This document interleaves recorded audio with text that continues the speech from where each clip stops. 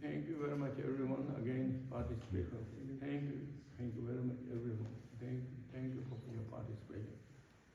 And as you all know, that this morning I'm going to talk a little bit about the great emanation of the Guru Padma Sambhava, as well as then our Manjushri, our Lokiteshwara, and the Vajapani. And that emanation is known as the great mighty Gesar, the powerful Gesar, who is emanated, these Buddhas are emanated purposely with generation times to protect and help and support, to encourage their vitalities of the courage and commitment, confidence in the Dharma, and so that you can discover the innate and each of our innate natures. Because many times there is so many turbulence in the degenerate times and externally, and then our strength and our courage and commitment is so kind of weak and small, almost like baby, 3 year or 2 year, 1 year old baby starts. Our strength and all courages are very what's called wobbling, and we don't have enough kind of that strength. We're not, even though we have the beautiful name as Bodhisattvas. When we take Bodhicitta vows, it's known as you are Bodhisattvas. But yet, Bodhisattva means courageous for the enlightenment. Even though we have the beautiful title, yet our courage for the enlightenment is a little bit kind of like small or weak, and kind of not really stand enough. We don't have muscle enough that. And that is Bodhicitta, is love and kindness and compassion for all living beings without any discriminations and partiality, without any expectations to all sentient beings. So in this kind of turbulent times, to activate it to the close connection to the Buddha Dharma Sangha and Guru Padma Sambhava, and then also Gesar, it is the really like kind of, it will bring up the courage, commitment, confidence.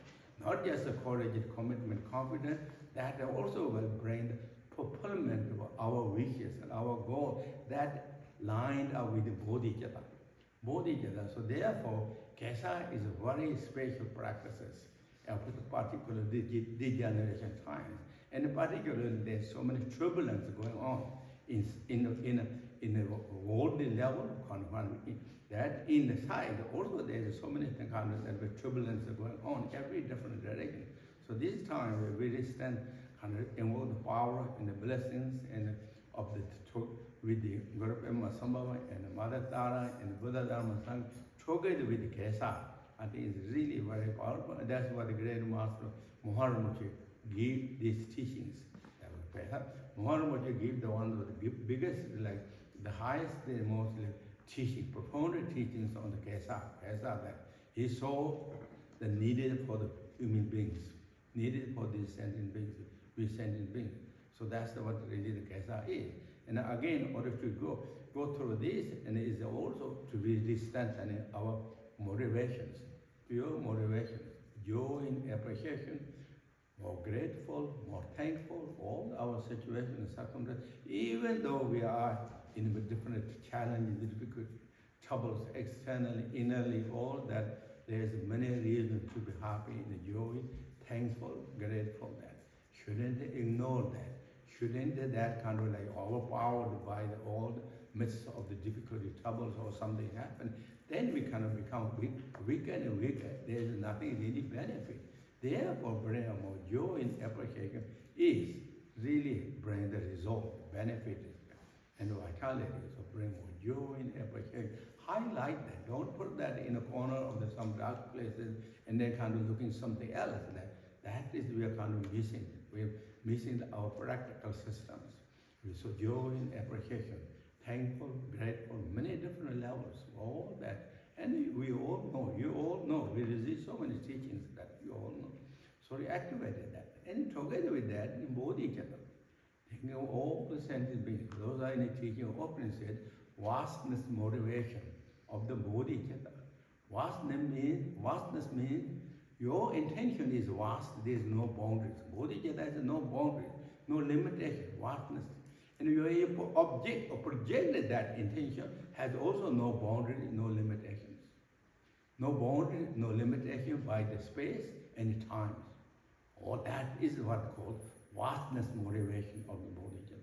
Then this teaching is connected to Vajrayana teachings. Vajrayana teaching often speak, and that's what we practice. Everything is in three mandalas or three Vajrayana states. That's why we receive so many teachings, so many great masters, and as well as we read so many special books. This is not, that knowledge is not just left behind on the shelf or in the books or on the memory bank. We have to highlight. Every day we have to highlight. That is known as practitioners. We highlight. If we don't highlight it, then our practitioner name maybe is not really correct. We're not practicing.